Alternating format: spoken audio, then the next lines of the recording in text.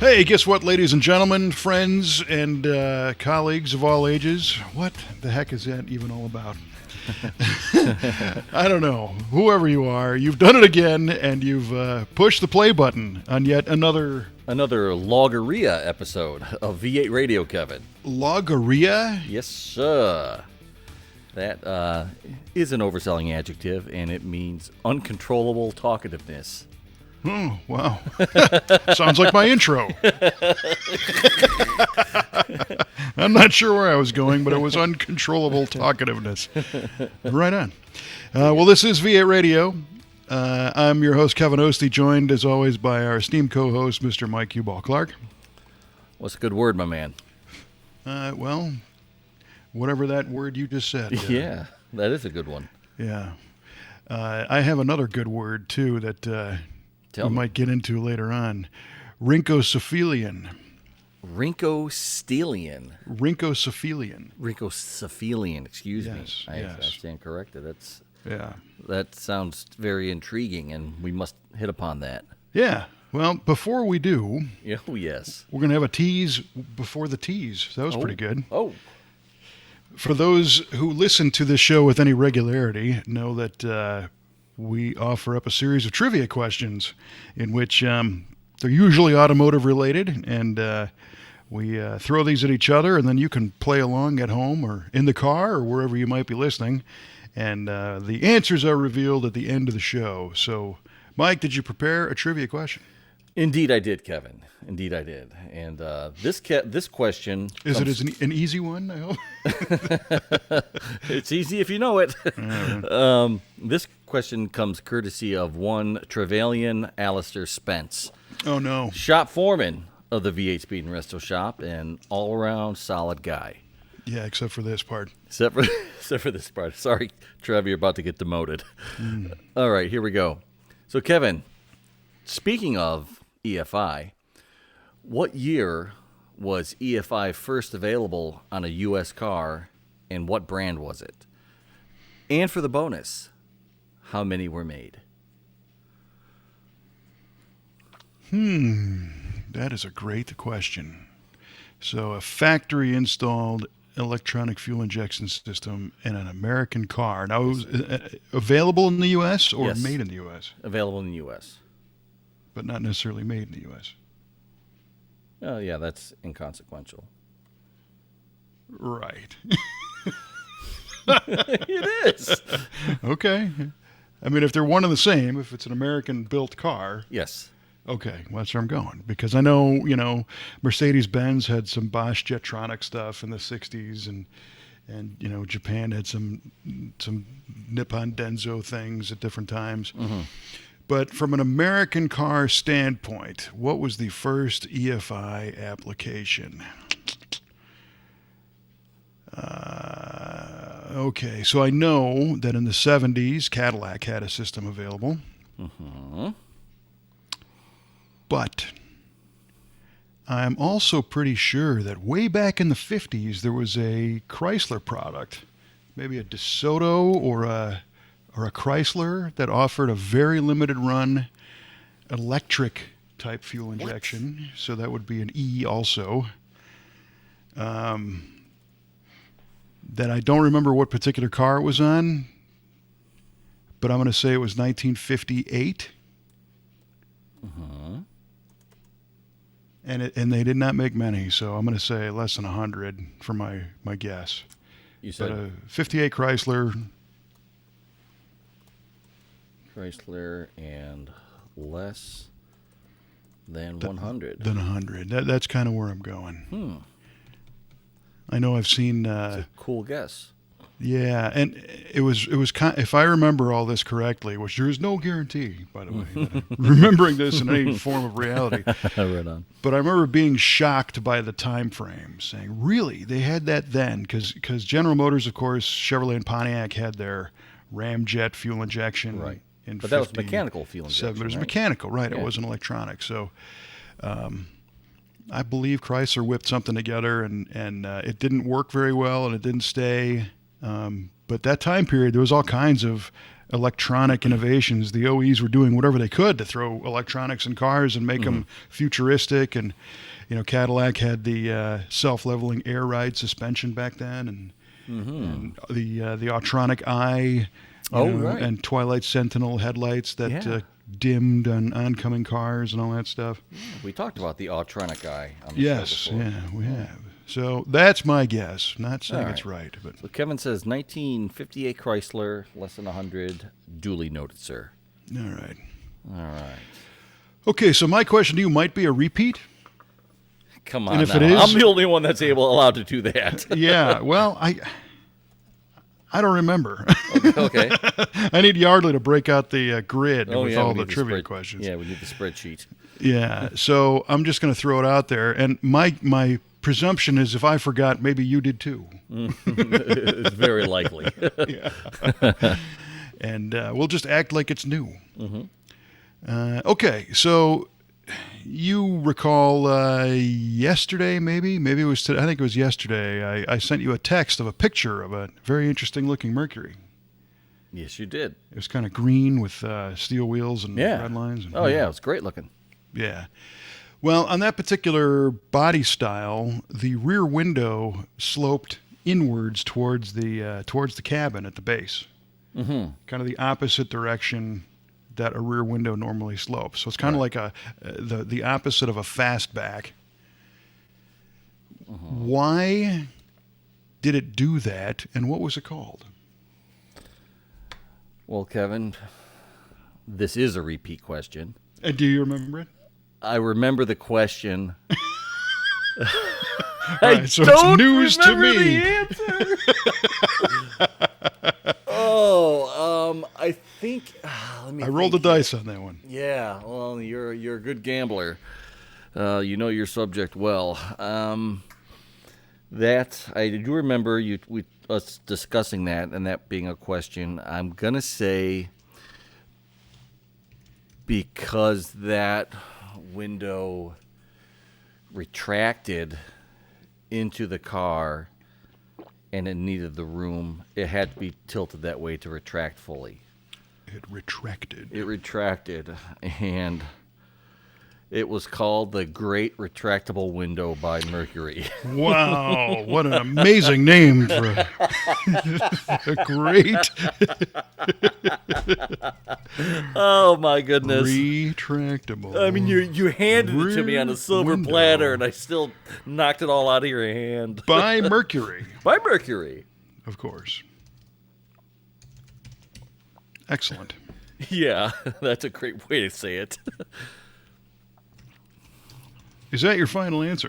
That's unfortunately yes. Well, very good. Yeah. We'll find out later in the show, ladies and gentlemen. Or if you get my bored, God. you can tune into maybe episode 12 or something, I don't know, and get the answer. Yeah, Yardley. When was that episode? Oh my goodness, that Yeah. was unbelievable! I can't believe I couldn't remember that. Well, it happens to the best of us. Yeah. So, Anyway, you've been a busy boy. I have. And before I get too far off course, I wanted to touch on a rhynchocephalian, or cephalian, actually. right. A rhynchocephalian. Rhynchocephalian, Yeah. a rhynchocephalian is the it was the species from which the tuatara evolved. The Tuatara. Yes. And the tuatara, of course, is kind of like a lizard, Okay. and also the name of the current fastest production car in the world. Did you see it? Ooh. You see the video came out 2 days ago? So there's a I didn't see the video, but I saw like a thumbnail of it, but I Yeah. didn't click on it like an idiot. Shelby Supercars, which is not related to Carroll Shelby in any way. Another gentleman named Jared Shelby has this company called Shelby Supercars, SSC, and they created a vehicle called the Tuatara. And on an open road in Nevada between Vegas and Pahrump, which is a great stretch of highway, I've driven it before, they laid down an average there and back of 316 miles an hour. Good heavens. Just obliterating the Koenigsegg and the Bugatti Chiron, Oh, man. which had the previous records of 304 and 285 or so. And the crazy thing is, it averaged 316. One run, they hit 331. Good heavens. And the thing was still pulling. If you watch the video, the guy gets out of it because it starts to get a crosswind. Wow. But you're like, oh no, there's plenty more in this thing. So who knows what the top speed's going to be? Wow. But the car it looks like a jet fighter without wings, named after this crazy lizard kind of thing, which also, in some ways has a little resemblance, kind of a pointy nose. And it's a flat plane, 4.9 liter, 1,750 horsepower turbocharged V8, custom design. I don't know enough about the lineage of the engine. Right. Claimed to be custom design. And, a couple $1,000,000 and you can have one. But congrats to them for doing that. This is street legal, full lights, full everything. That is amazing. It's unbelievable. It is. I think a few people at Koenigsegg and Volkswagen just got fired. Or they got the gauntlet thrown right there in their Right. Beat that. in their plate of sauerkraut because they Perfect. because the heat just got turned up quite a bit, and the whole thing's American, so that's very cool. I can't. Good heavens. Yeah, so go seek out that video. It's everywhere. If you just type in Tuatara, Tuatara, and watch it, and you'll be like, oh yeah, there was so much more left in that thing. So, Oh yeah. super there it cool. is. This small American car company now has the world's fastest car, 316 miles an hour. Take a Yeah. look. And the video, they did it in like a minute and a half too. I mean, it wasn't outta very here. long to go like 0 to 331. Oh. Yeah. I wonder how much ground that covered on that run. I don't know. Probably like 10 miles, I wonder. That'd be crazy. Yeah, it was nuts. So that's exciting. That Always is good exciting. to hear new exciting stuff. Yeah, I love it. But yes, to answer your question, I have been pretty busy the past couple of weeks. It's been really cool. Doing a lot of travel, doing some video work, some production work, some live event stuff, some media stuff. You pick. Which one do we start with? Let's talk about the media stuff. Right on. So here's one that I don't even know. Yeah, I guess we talked about this prior to the show, but one of our customers has a pretty interesting 1967 Mustang. Right. And it's interesting because it's like not a big block car. It's not a pro touring car. It's not a one of one. Right. It's just kind of It's a cool car. It's a cool car, but it's also very representative of somebody who went into a Ford dealer and just bought a Mustang in '67. So it's a 289 air conditioning car. It's kind of a slate. I forgot the actual name of the color. Tan with a white vinyl top. Right. Deluxe interior, automatic. But our friends at Hemmings Classic Car wanted to do a story featuring like cars that today we see as classics, but when they were new, they were just bought to be cars. This was just somebody's car. And it's a Survivor. It's been repainted once, and our shop has done a little bit of maintenance on it. But it's really, it's just a car. So this was a perfect candidate. So they contacted me. Terry McGeehan over at Hemmings contacted me and said, hey, do you think you can help us out with a photo shoot on that and hook us up with the owner? So I shot a photo spread of that car cruising down some country roads near our shop. Our buddy Grady was the camera car driver. He was driving my Galaxy convertible. Nice. And it was Right on, Grady. Yeah, it was really nice to shoot out of because that thing's super smooth and that's cool. It's been a little while since I've shot a magazine feature, so it was fun to do that. The owner was very excited. The other cool thing about the car, and this is also interesting, it's been owned by women since day one. Is that right? I'll yeah, be darned. and I think a very short period of time, our current owner's dad had it, but by and large, it's been a female-owned car. And Terry and I were kind of marveling at that, going, "Oh, that's very interesting." But then it dawned on me that was kind of the market the Mustang was going for in the first place. Right. So Exactly. it worked, you know? Yeah. And I don't know if he's going to touch on that in the magazine story because today, you don't want to offend anybody. And Right. that- I mean, but it's not offensive, but it's just, Yeah, it's not. That's what it was marketed to. It was marketed towards women. It was Right. a different time back then, and they wanted women to buy cars too. yeah, and cool cars. Yeah. So that was fun. So that's a little bit of some of the media work that been doing. Right on. Right on. Doing some other video stuff for the SEMA 360 experience. Yeah, man. That That's was some cool stuff. That was very cool. So last week, once again, this is all in the past week, by the way, everything Right. that we're talking about. After that photo shoot, a couple days later, jumped on an airplane and flew to Burbank, California, to go do a shoot for his SEMA in a cyclorama, a big green screen. Mm-hmm. It wasn't a 360-degree cyc; it was like at least a 180. But the SEMA 360 online experience has a website you go to if you're in the industry and you're registered, and when you get there, you can click on a whole variety of different elements that make up kind of the big parts of the SEMA show.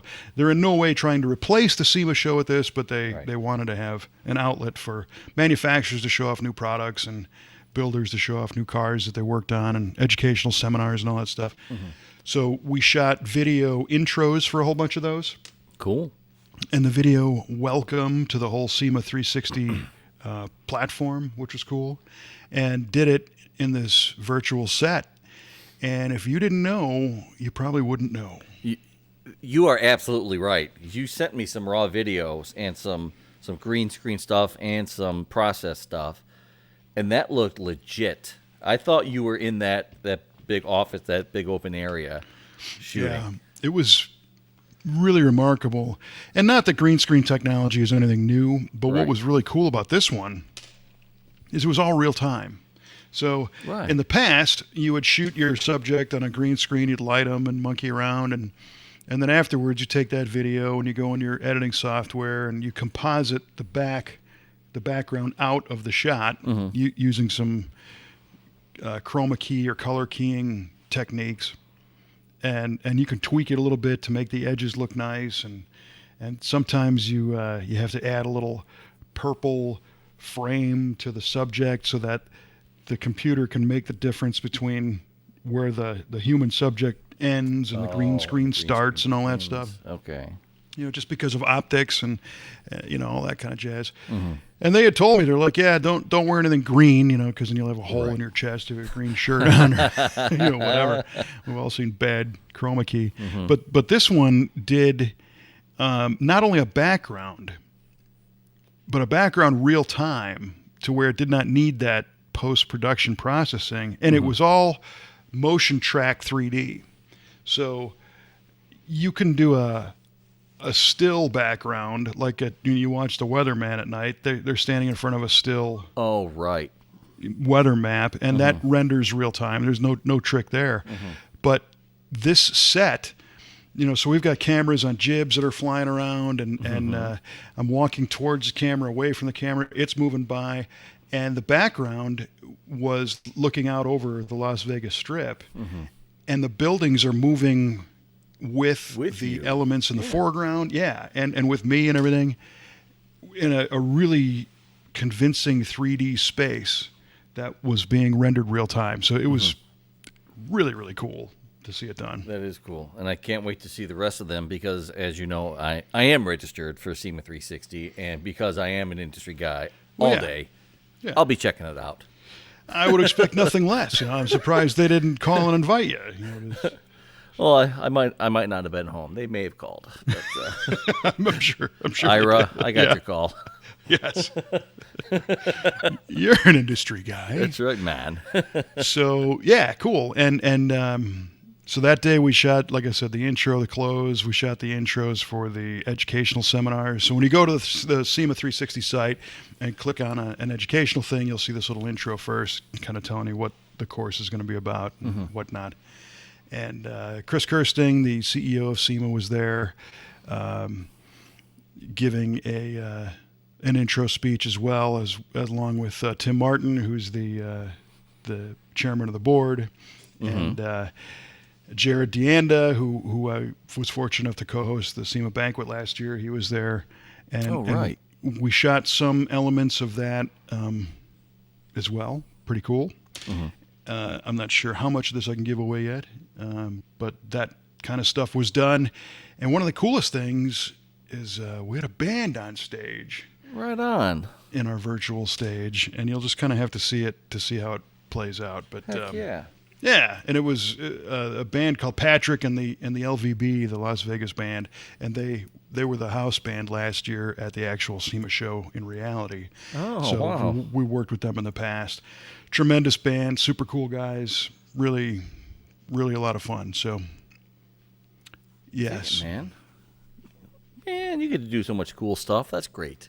That was cool. I got to admit that was a lot of fun, and it was fun because the crew was solid, and everybody kind of had their stuff together, and we were able to get in and do our thing, and not be mired down with problems. Everybody kind of knew what we had to do. We had this SEMA, I guess, had rented this facility for a day, the studio, Right, and it was pretty cool. And I'm, I used to live in Southern California. I've been around a whole bunch of this stuff. One thing kind of caught me off guard. I tried to do this as easily and cheaply as possible. So I flew into the Burbank airport and I got an Uber ride to a hotel, and the hotel was literally across the street from the studio. I planned this out so that I didn't have to rent a car or anything. And I walk out of the hotel, and it's a little side of the road motel, and there's a diner in front called Frank's Diner, which has been in like 50 different TV shows and movies. Has it? As a diner scene. And they got this they got still pictures in the window of all the different shows that they've been in. And I was like, oh, I've seen that. Oh yeah, right, I watched that. That was pretty cool. So I mean, what kind of moron gets starstruck by a diner? But, this guy. And of course, it wasn't open that day, so I didn't even get a chance to eat there. But man, I was going to ask you how the food was. Gee whiz. It looked great. Yeah, I'm sure it did. In the pictures, it looked fabulous. Yeah, if you watch the last season of the TV show Scorpion, you could see what the food looked like. All right, groovy. So now you're all done with what you were shooting for, but you were, God dang it. All right, we're going to edit Sure. that. You're all done with all of your... You can leave it in. Everybody got it. Jeez Louise, what is wrong with me today? But all your shooting is finished for SEMA, correct? Or do you have to go back? Not correct. Oh. So everything that was done in that studio setting is done. But when SEMA 360 actually goes live during the week of the SEMA show, I'll be doing a daily update. Oh, cool. For SEMA 360, but shot in our shop. Oh, right on. So it'll be easy to do, local. Sure. I'll be wearing the SEMA garb, and the goal is to kind of tap into the data of what happened as people were using the SEMA 360 portal, and check out some of the new product releases, and maybe kick off the schedule of some of the things that are going to be happening that day, and do that every day of the week throughout SEMA week. Nice. You have to be sure to have the V8 Speed and Resto logo prominently displayed during your updates. I don't know. We might be able to work that in somewhere. I've been labeled as a SEMA ambassador in I like it. in the video. So I mean, I'm working for them doing this project. So, but we were able to slip in that logo on the hype video for SEMA That's 360. Right.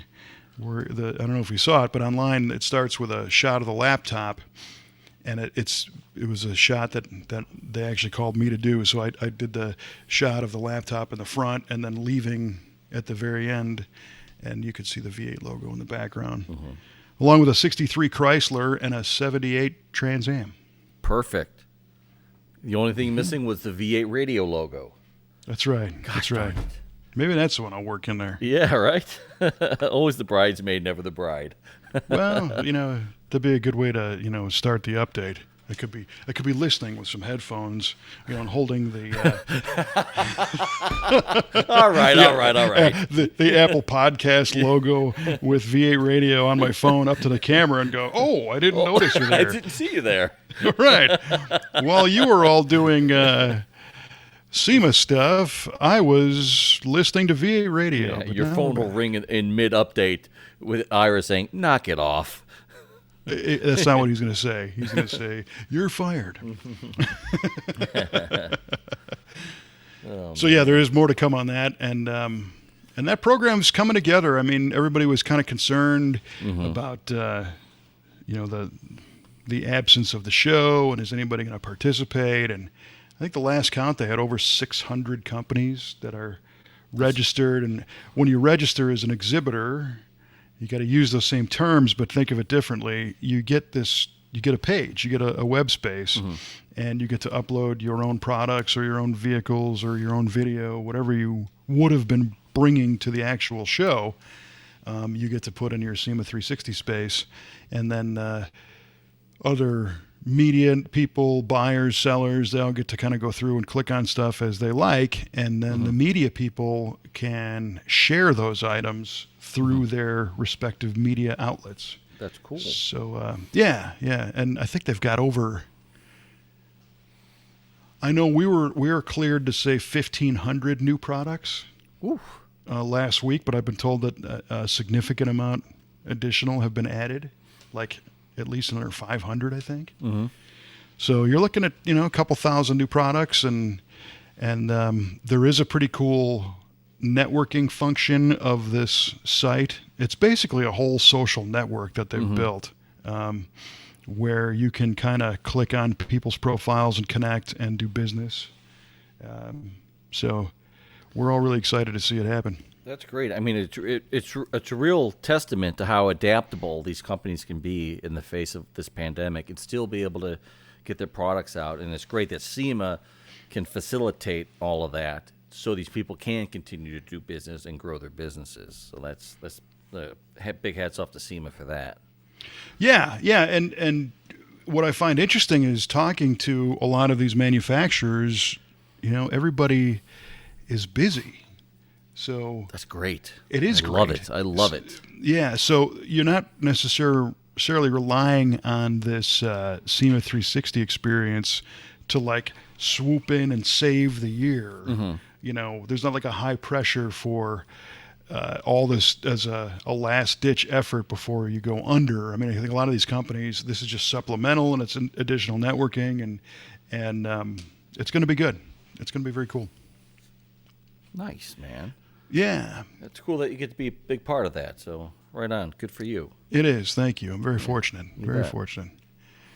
So after Burbank, was off to Scottsdale for the Off-Road Expo and Sand Sports Super Show, which was combining two off-road shows that are normally in Southern California and moving them to Scottsdale at the Westworld facility, which is where Barrett-Jackson is held. Oh, right. That's right. Yeah, because California would not allow these gatherings to happen, and that's owned by the Bonnier Corporation, and they said, you know what, let's see if we can just move this down the road a bit and have a show. So the crazy thing there is that it turned out to be too successful for its own good. Is that right?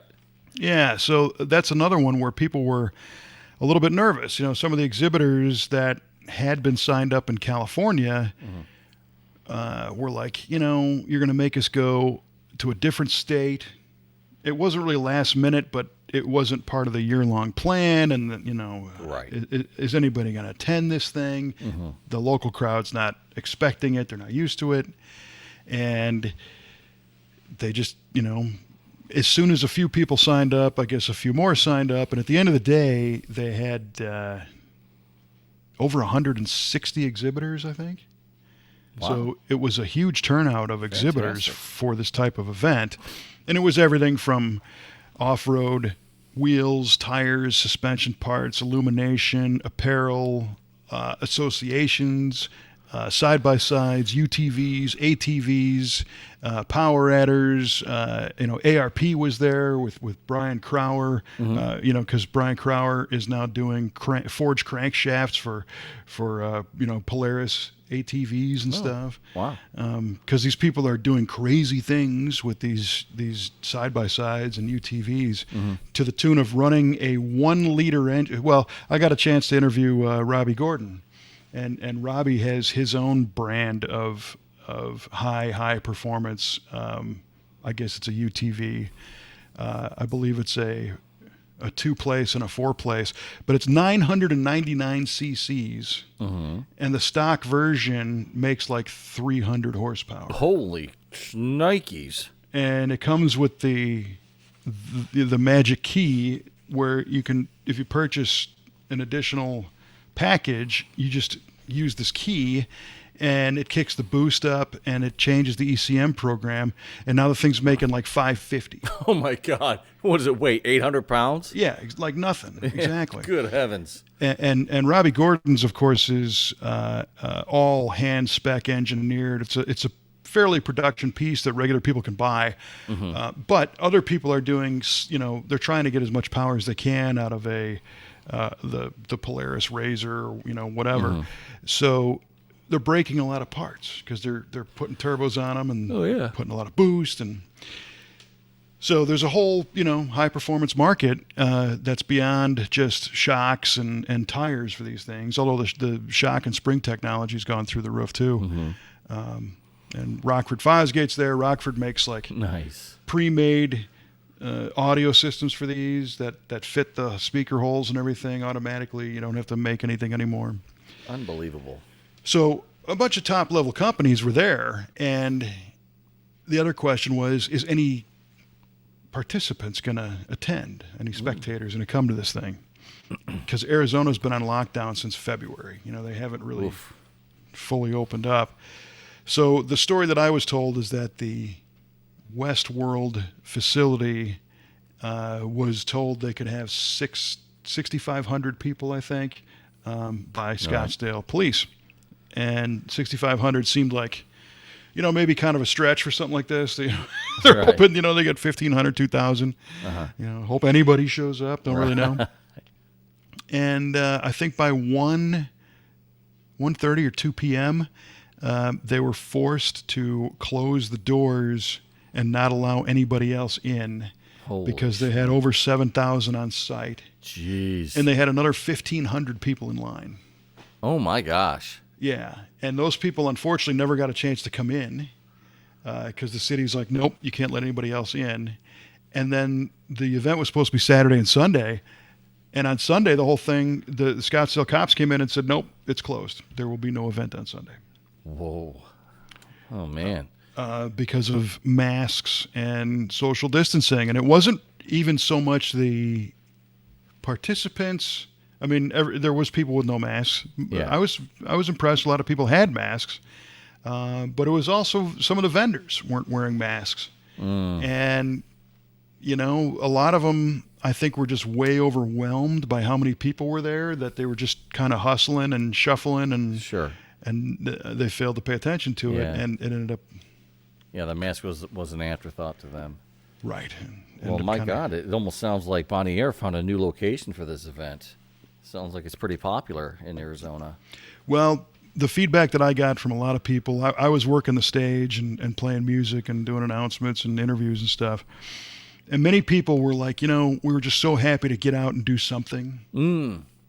That it was definitely right place at the right time. Sure. But it was a good show. There was a lot to offer, a lot to see, a lot to buy, a lot of good deals.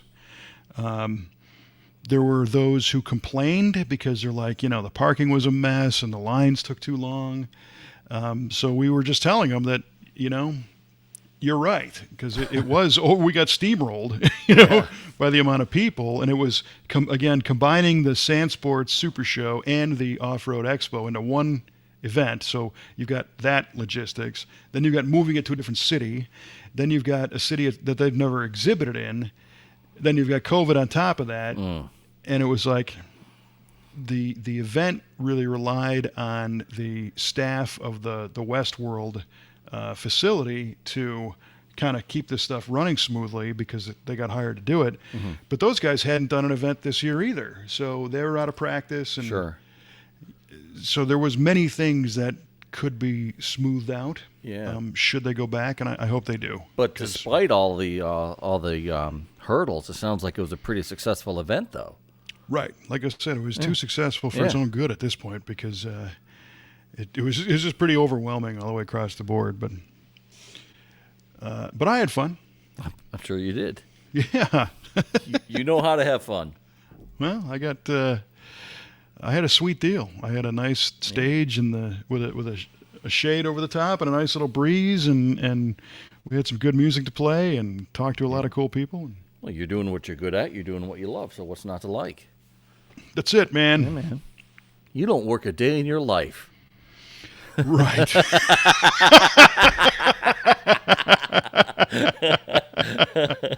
Actually, today was the first day then. Right on. Yeah. So, if only that were the case. Oh, right. boy. No, I'm not complaining about nothing. I Right. am very fortunate to be able to do this stuff and work in the shop and do everything else. I mean, my headaches are nothing compared to many people. So, very fortunate. You put up a pretty cool pic today of a bunch of birds in the shop. Oh, yes. Yeah, the aviary, that is the V8 Speed and Resto shop. Yeah. Well, again, I guess birds of a feather kind of flock together. Right. I just walked out of the office and looked in the front mechanics shop, and that particular room holds 4 cars, and there was 2 black Trans Ams next to each other, and then across from that was the white and blue 70 Trans Am we're working on, which is an amazing car. Yeah. And then next to that was a different kind of bird, but a 55 Thunderbird. Ah. And then I didn't allude to it in that picture, but if you look closely, you'll see the limelight green of the car that's becoming a Superbird. Ooh. As well. Is that so? So we got lots of birds in the shop, and there's a whole bunch more that aren't in that picture. But the one really cool thing I noticed as well is those 2 black Trans Ams. One is a 77 Trans Am SE car, and the other is a 79. And they're both T-top cars. But now, for the first time, I have 2 identical appearing cars that have the 2 different styles of T-tops that were available. Is that right? That's cool. So one has the Hurst hatch T-tops, and the other one's got the I forgot if it was ASE or Libby Owens Ford or whatever the GM ones were on the 79. So we're going to do a video showing the differences because they are radically different. Dig it. Very cool. Very cool. Can't wait for that. Most people don't ever get a chance to see those next to each other to see the difference. But, it's kind of trivial, but it's cool. Yeah. Oh, no, it's super cool. Yeah, that car that's going to turn into a Superbird is going to be super cool. Yeah, that's a neat one. So it's going through its 3rd identity crisis. Is that right? Yeah, because it was born a satellite, and then it got cloned to a GTX, and now we're going to kick it up to a Superbird. We just got the fiberglass nose and all the glass pieces. Originally, the nose was aluminum and steel, but this one is going to be glass. But the rear wing is actually cast aluminum and machined, and so that's still in the mail. But all of the side scoops and the underpinnings and all the rest of the pieces have arrived, and good thing it came with a manual. There's a lot of stuff there. Is that right? Yeah. I believe it. that will be a neat one to follow along because I think we're going to do a manual conversion on that and gear change and a repaint and a bunch of cool stuff. So Cool. Do we know what color? I'm not sure yet. It's either going to be a repaint of the same color or it's going to do a color change to maybe Hemi orange, possibly. Ooh, nice. Oh, yeah, yeah. All those right on. high-impact colors, though, they're all super cool. Vitamin C orange. Isn't that what they called it? Vitamin C was the Dodge? Plymouth color. Plymouth, okay. So that would be the So I Super guess it Blue, would right? be vitamin Yeah. C. The Dodge was Hemi orange. So. Okay. Yeah.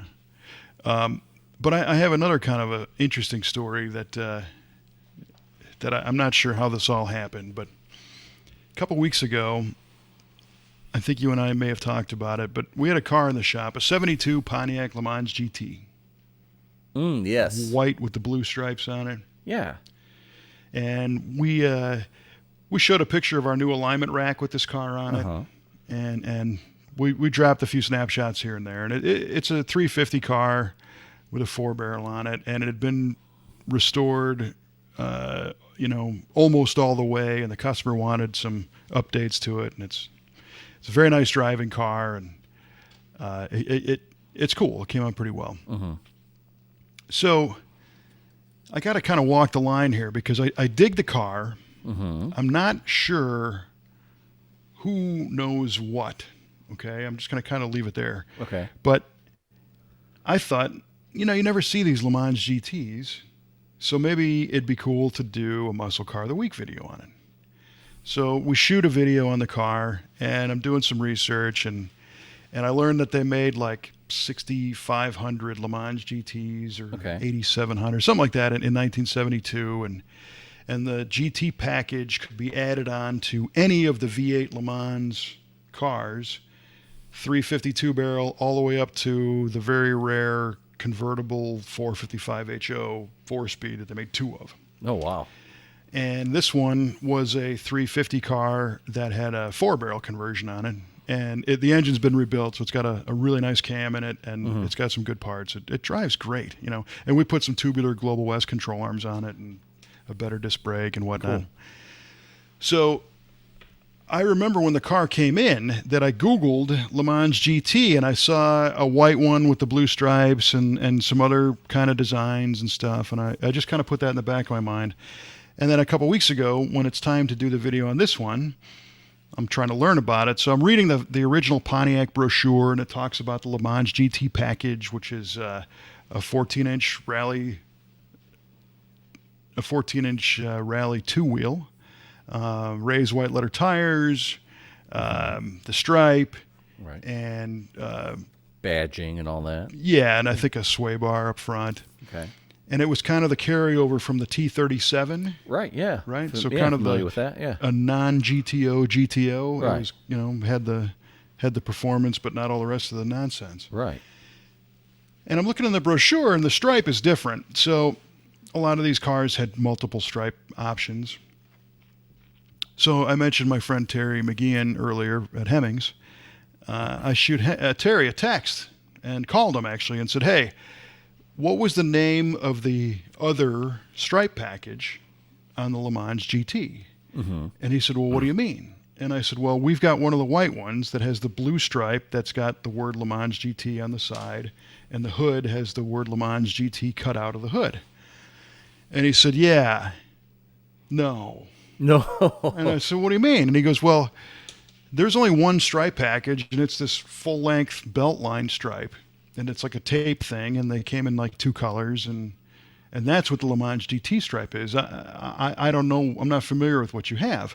And I said, well, I know I've seen these cars online in this same exact design, so I know it's a thing, but I can't really find the info. And this is where it starts to get a little strange. Okay. So I start Googling and looking around, and I see here's the white car that I saw, right? And it's white and blue, just like the one that I'm looking at in our own shop. Well, it turns out that the car that I'm looking at on screen was a what-if creation. Oh, really? So a couple individuals in Southern California decided to take a regular Le Mans, and they went to a designer and said, well, what if Pontiac made a thing called the Le Mans GT in 72 and painted it blue and white? What would it look like?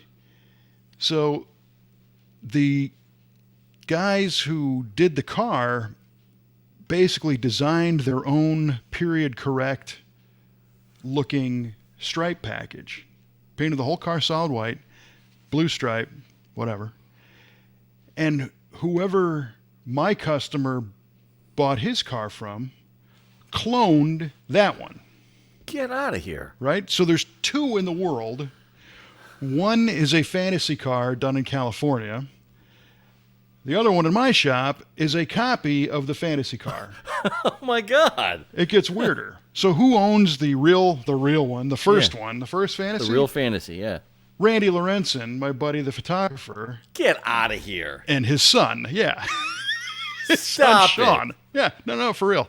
And they did a thing with Hot Rod, or Popular Hot Rodding, on taking a base model muscle car and adding some zip to it. So theirs actually started off as what was called a luxury Le Mans, which you're probably familiar with. Absolutely. Which, was like the paisley seat covers and wheel skirts and all that exactly. jazz.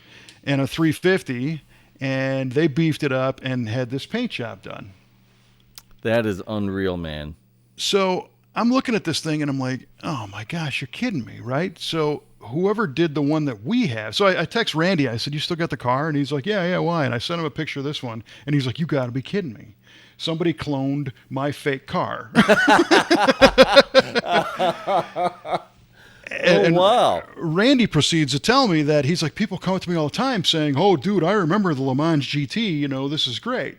Well, it gets a little bit stranger still, because I'm not sure Randy knows that there was an actual Le Mans GT. It just didn't look like his. Right. Because he keeps kind of blowing it off. He's like, yeah, right, whatever, Le Mans GT. We just kind of made that up. Well, you made up a car that exists. You just changed the look of it. Yeah. And again, I've got the one that's copied from that. A copied fake car. Right. So Terry and I are laughing about this, thinking, oh my gosh, So I said, well, what I should have done from the first minute is look at the trim tag and the VIN. I don't think the Le Mans GT was visible in the trim tag. I just, which is why I never really bothered to look at it to verify it, because I just think it was a sticker package and whatever. I don't think it was a model, separate like model. An option. Right. And usually the trim tag will show, if it's a Camaro, it'll show if it's a Z28 or if it's whatever. But I don't think the Le Mans GT package was significant enough to warrant its own code on the trim tag. So I go out in the shop and I look at the trim tag, and sure enough, this one started off as a luxury Le Mans as well. Get out of town. Good heavens. It was green, and a green interior. Oh, wow. That's too much. Too much. It's crazy. So of the two in the world, I got, I know the one guy and the other one's in my shop. And they were both luxury Le Mans. Yes. And they're twins now. They're identical. I mean, there's some very subtle differences, in the way that the stripes are laid out. And we all had a big laugh about this, except when I prefaced this story, I said, I don't know who knows what. I don't know what the owner knows. Oh, really? And I don't know if a Le Mans GT package isn't going to, it's not the same as a, 455 HO 4-speed GTO. I mean, it's not a significant value enhancer if you have one of the Le Mans GTs, especially ones that was built as a 350 car. They made a whole bunch of those. But I know the owner really likes this car and thinks that there's some significance there. Well, there kind of is. Well, now there kind of is. Yeah. Now that we know what he may not know, there is significance. Right. So, I don't know. And he was all excited because I told him we're going to do a video on the car and everything, and we shot the video. But it's not what we thought. So the video topic is going to change a little bit to just be a kind of just the owner spotlight of kind of a neat car. Okay. I don't know that we can tell this whole story in a video. Right. We might be able to truncate it quite a bit and say this is a tribute of an exercise. Yeah, exactly. A tribute of an exercise. That sounds weird. It's the craziest thing. I've never had something like this happen. We've all had, Lagotes, Le Mans converted into a GTO or whatever. And that's just like, you just kind of dismiss those. Or you might say this was nicely done, whatever. Not trying to pass it off as something and take people's extra money for it or anything. Right. But in this case, there's something neat about that story. It's a great story. Are you kidding me? And it should be told. Terry pointed out that, we often take for granted the power of these magazines. And here's an example of how powerful they are. Somebody read the book and was moved enough to create their own version of the car that they saw. Right. Huh. Yeah. How long has Randy Lorenz owned it?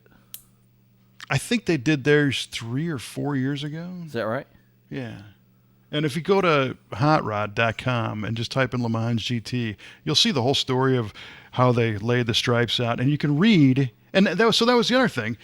I'm reading that story as they're building this car, and it's kind of tongue-in-cheek. They're like, we're creating this mythical Le Mans GT. And I thought, well, do these guys not know that there is Le Mans GT? Yeah, because they never mentioned the actual car. You would think they would have like a promo shot of what one of the real ones looked like with the stripe on it. Right. The Beltline stripe. But they're like, nah, we're doing this because it's fun. And this was a cheap car. We're just having a good time with it, which is great. Yeah. But it's just crazy. That is pretty crazy. So McGean's like, only you, man. I don't know how you guys end up in these type of situations, but sure, here you are. That's awesome. That is awesome. Oh man, yeah, I'm looking at hotrod.com trying to find this. You'll see it. Yeah, I'll dig at it later. Maybe we can organize the Le Mans GT Nationals and have the two, unicorn cars both appear. And see who knows what. No, I did the stripe like this first. No, I did. Or my uncle bought one of those new in '72. Yeah, that's the one that Randy gets all the time. Well, how long's the owner of the copy of the fabled car? I don't know. I'm going to say a couple of years, year and a half, maybe. Yeah. And like I said, he loves the car. And I don't want to do anything to diminish his enjoyment of this car. Right. But I don't know that this story... So he may think he has a legit Le Mans GT. He might. I don't know.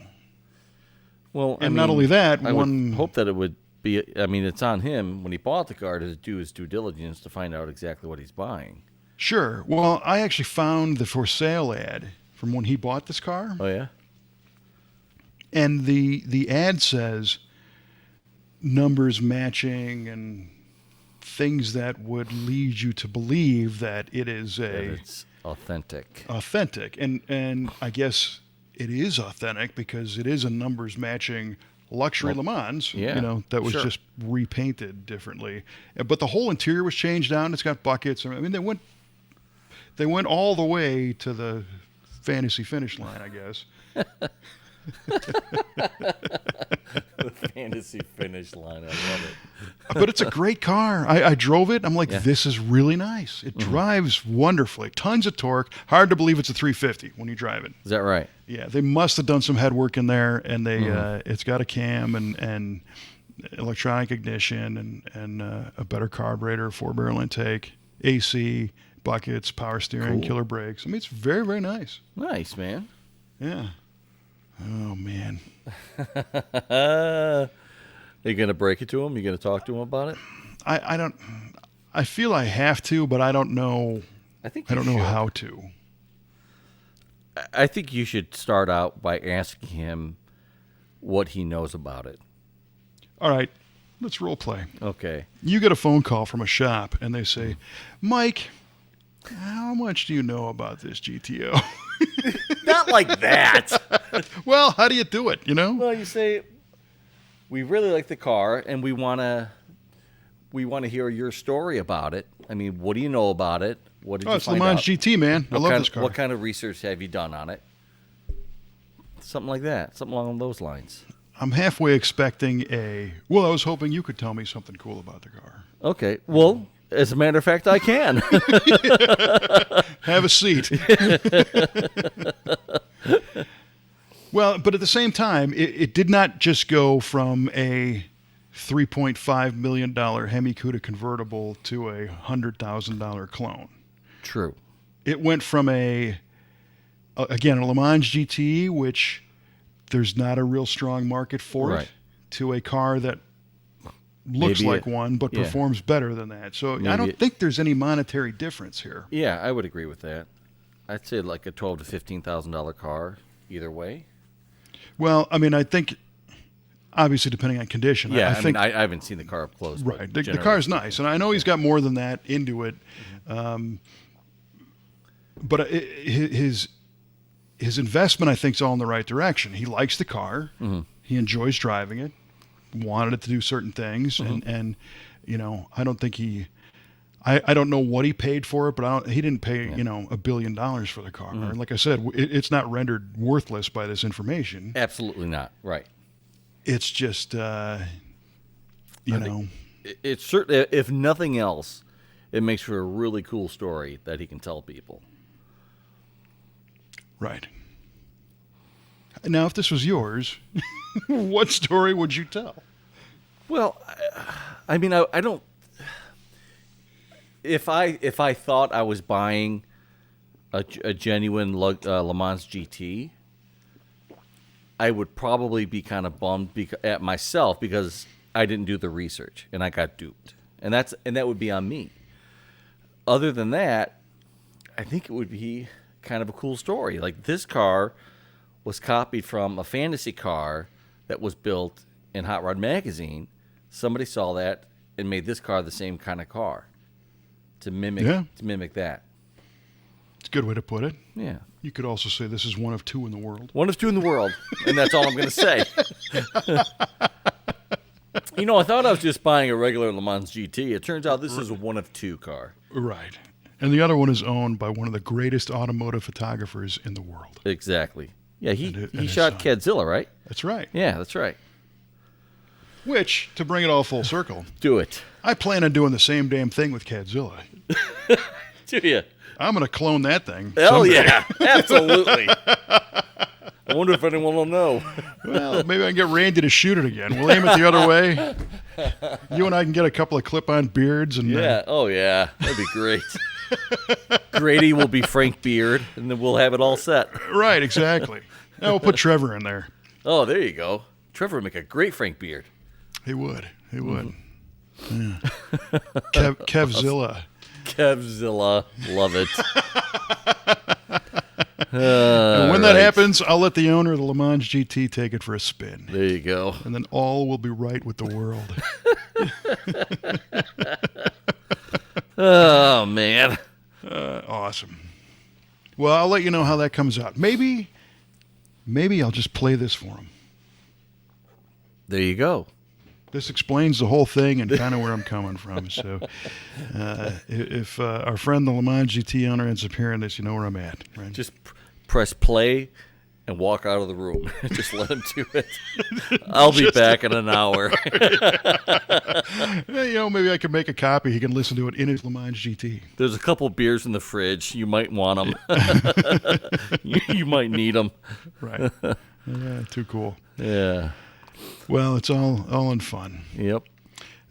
One more quick little last thing that for those who listen to the show repeatedly, you and I had talked about our new distribution on the Alexa device Yes. last time, right? Correct. And I was dancing around saying, I got to be careful because you don't want to say Alexa commands because I didn't want if somebody was actually listening to Alexa that have Alexa would stop the show or something. Right. Well, guess what happened? Tell me. It stopped the show, didn't it? You did. Yeah. I commanded I did. Alexa to play the V8 radio podcast. And of course, Alexa starts playing. And then you and I are talking about Alexa. and you were going to tell Alexa to play the show again to help our numbers, if you remember that part. And you go, Alexa, and it stops. That's awesome. And the blue light's spinning on top, and I come out of the bathroom, and I'm like, what happened? Uh-oh. And then Alexa stopped, and then all of a sudden it starts again, and it picked up where it left off, and I hear you go, Alexa, and then it stops. Right on. And we created the very infinite loop that we were talking our about numbers not are going to creating. skyrocket now. Yeah, it's still doing it. I left it going in the room. Perfect. I love that you're a team player like that. Hey, do what I can. Amen. Amen. Everybody's Alexas, It's interesting looking at the stats. People love your show, but they love 1.3 seconds of it. They just can't get enough of that section. It's staggering. Yeah. All right. Well, what's also staggering is the fact that people have listened this far into the episode and are Truly. anxiously awaiting our trivia questions. Dig it. All right, Kevzilla. I asked you, I said, Kevin, in what year was EFI first available on a U.S. car? In what brand? And the bonus, how many were made? Right. All wrong, by the way. You kind of, and we were talking about the Autronic Eye on the Cadillac and all that good stuff. And you said, but I think there was something in the 50s, like 1958. I kind of think so. Chrysler. And I swear you've been talking to Trevor because that's absolutely right. You're kidding me. 1958 Chrysler. No, I'm not kidding you. You are kidding me. No, Aha! sir. It was called the Electrojector. Oh, see, now that I did not know, but I love that. The Electrojector. Yeah, and you were right with the less than 100 as well. There was 35 made. Holy mackerel. You are unbelievable. Trevor, have you two been talking? No, we have not. He's on vacation this week. He's not even here. Oh, really? Yeah, he had told me that he came up with a trivia question or two that he was going to supply you with. Feed me, that's right. Yeah. Everybody feed me. We have to give you a little bit more of that. We've got nothing even close to contextual of a 58 Chrysler Electrojection in our shop right now. I mean, we got a 63 Imperial, but that's a carbureted thing. Sure. So, like I said, I do remember reading about that a long time ago, but I didn't remember what it was called. Hey, hot dog. Hot dog. Well, it's funny that you mentioned in part of your answer the Bosch Jetronic. Chrysler it didn't have a good time with this, and they ended up selling the patent to Bosch. And Bosch made it a marketable item. Holy smokes. Yeah, crazy, right? I did not know that. That's pretty cool. So the Electrojector eventually became the precursor to the Jetronic. Yes, sir. I believe that Chrysler had a time with that thing because it was way too early. Way too early, yeah. Technologically to make that work, and hence 35 sold. And I bet all 35 got converted back to carburetors. Pretty much. From what I read, absolutely. That's fascinating. You lucky me. Well done, man. Well done. I'm impressed. All right, well. I'm thoroughly impressed. Well, thank you. So am I, as a matter of fact, because I did not expect that. Okay, so your question. Yeah. Once again. And also, by the way, wrong once again. Well, you got a 50-50 shot. You can, I don't know if you got it right or wrong the first time, but the short version is what is the retracting rear window of 63 through 68 Mercury's called? Wait, is it a retracting window? Well, because you asked me why I it was said slanted like it's that. sloped away from the car. Yeah. Number one was Y, and Yeah. then B, what was it called? Yeah. So Y, yes, it retracted. So you got that right. Huh, See? How about that? how about that? And then the name.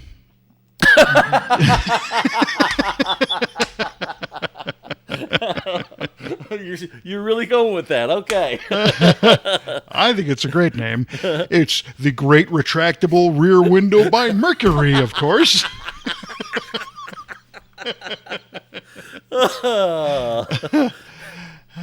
Reminds me of the Buick slogan, the Great American Road belongs to Buick, right? Yeah. And the great retracting window belongs to Mercury. That's right. Well, it's actually called the Breezeway. The Breezeway. That's right. The Breezeway. Now I do remember now that you said that. That's usually how it goes. Yeah, pretty much. Gosh. I now know the answer since you've told me the answer. Yeah. I mean, I remember you telling it to me before. Ah, but that was just the part B. I mean, you got the A part. You got the big part that it retracted. So that's a win. Good stuff. Yeah, how about that? How about that? That's a rare air indeed.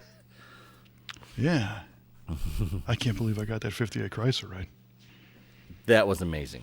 That is amazing. I'm not one to blow my own horn, but I'm pretty damn surprised.